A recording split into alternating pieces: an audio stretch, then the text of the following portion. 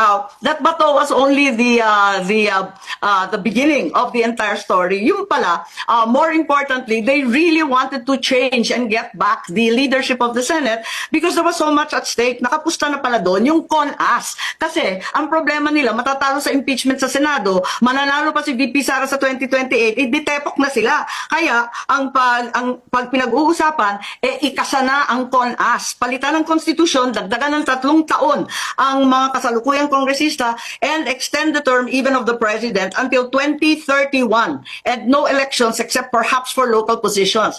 The other alternative was also discussed to raise the age for the presidency from 45 to 50 so that VP Sara would be disqualified. So this is a very high stakes game. It has little or nothing to do with Bato. He appears to be just a sidelight. And galit ang Pilipino sa term extension. Ayaw natin ng Noel. Bakit natin pipilitin na naman to? This has lost time and time again. Alright, magra-reaction tayo dito mga kababayan dito sa pasabog ni Senator Amy Marcos patungkol dito sa isinusulong nila or binabalak nila ngayong CONAS, no, or Constitutional Assembly. So yung pakay pala nila dito mga kababayan, no, yung pagdakip kay Senator Bato de la Rosa ay meron palang malalim, no, na dahilan. So hindi pala yung impeachment ni VP Sara or hindi yung investigasyon sa flood control ang dahilan. So ito pala yung pinakamalalim mga kababayan at isiniwalat ngayon ni Senator Amy yung CONAS or Constitutional Assembly na gusto nilang i-extend yung termino nila hanggang 2031, walang eleksyon sa presidential.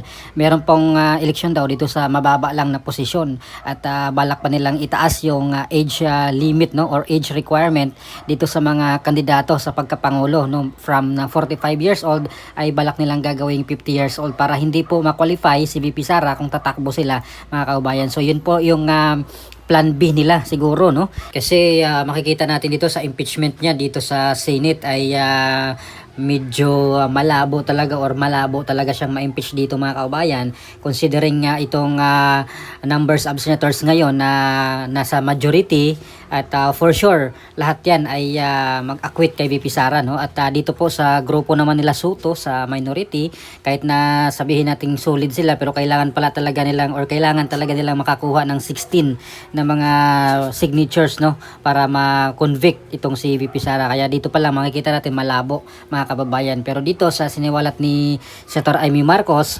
na mag-extend, no, yung termino at walang eleksyon sa 2028 na presidente, no, mga kababayan. At talagang sa aking opinion dito, maraming aangal dito mga kababayan, no, at kahit si Senator Amy Marcos ay ayaw niya ng term extension dahil nangyari na nga po sa pamilya nila noon na umabot ng 20 years yung kanilang tatay sa pagiging presidente at ayaw niya na maulit-ulit yun, no? Ayaw niyang may term extension muli at gusto niyang magka-eleksyon at ayaw niya dito, no? Gusto niyang tutulan or haharangan niya itong ginagawa or binabalak nila ngayong CONAS mga kababayan, whereas gusto nilang makuha yung liderato ng Senado, no, at may mga meeting na di umano, no, patungkol dito mga kababayan. Siniwalat na po ni Senator Amy na may mga meeting na nanggaganap patungkol dito sa binabalak nilang Constitutional Assembly mga kababayan. Pero for sure ang mga taong bayan ay talagang magagalit dito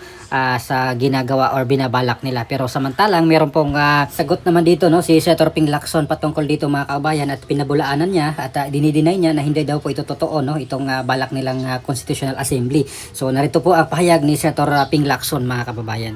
They wanted to change and get back the leadership of the Senate. Nakapusta na pala doon ang CONAS. Matatalo ang impeachment, mananalo si VP Sara sa 2028, tepok silang lahat. Ano pong reaksyon nyo dito?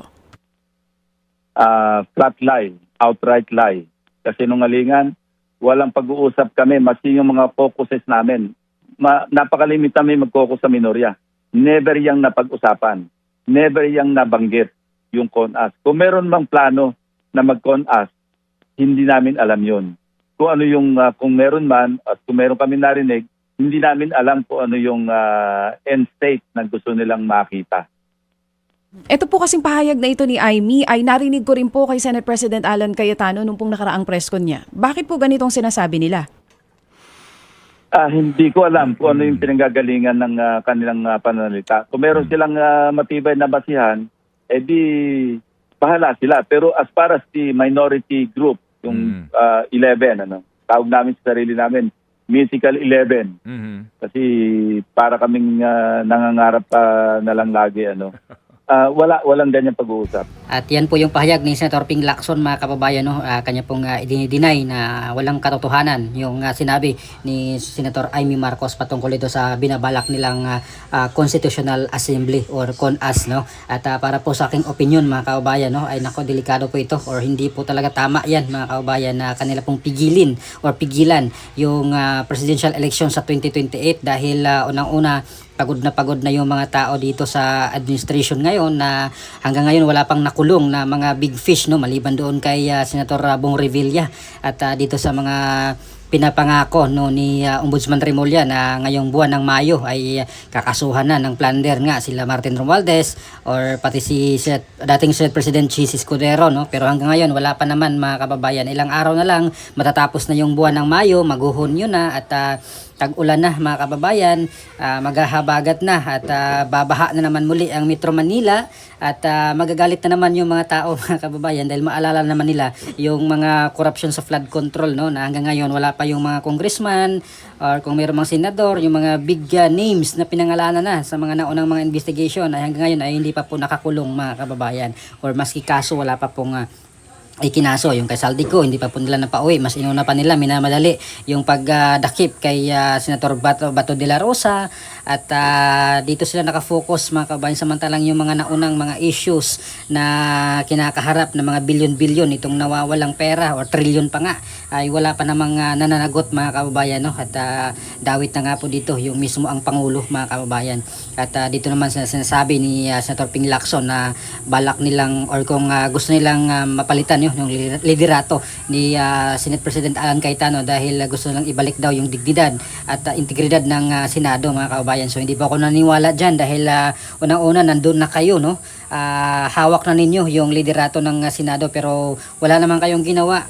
Yung investigation sa flood control, bitin, hanging, mga kababayan, yung mga pinangalanan doon sa mga inimbestigahan, hindi pinatawag. Yung 18 Marines or yung 18 brave soldiers na nagsiwalat ng deliveries ng mga mali-malitang pera, hindi niya pinatawag. So paano masasabi ni Senator Ping Lacson na gusto niyang ibalik yung integridad, no, or dignidad ng Senado kung yun pa nga lang hindi po niya nagawa, mga kababayan? Kasi kung totoo po siya talagang gusto niyang pangalagaan yung pangalan or integridad ng Senado, ay dapat nagpatawag na po siya ng hearing, no, at pinagharap niya po ito sila Bersamin, sila Pangandaman, itong mga dating tauhan ni Saldico na nag-deliver ng mga pera, ay dapat pinagharap niya, no, mga kababayan. Pero wala naman, walang ginawang ganun si Lacson, kaya sa tingin ko wala na po siyang integridad din, mga kababayan, no, or siya mismo wala na pong integridad. Hindi na po maniwala yung mga Pilipino sa kanya, mga kababayan. Pwera na lang doon sa mga talagang anti-Duterte, doon sa mga dilawan, sa mga pro-Marcos na ngayon ay pinagtulungan si VP Sara, no, at mga Duterte at yung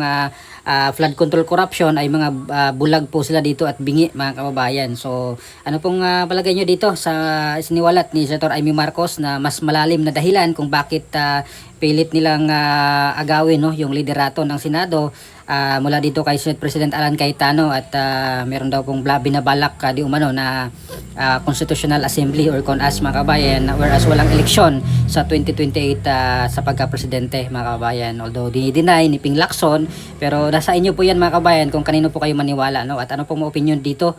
Please comment down below. Maraming salamat. God bless po sa ating lahat.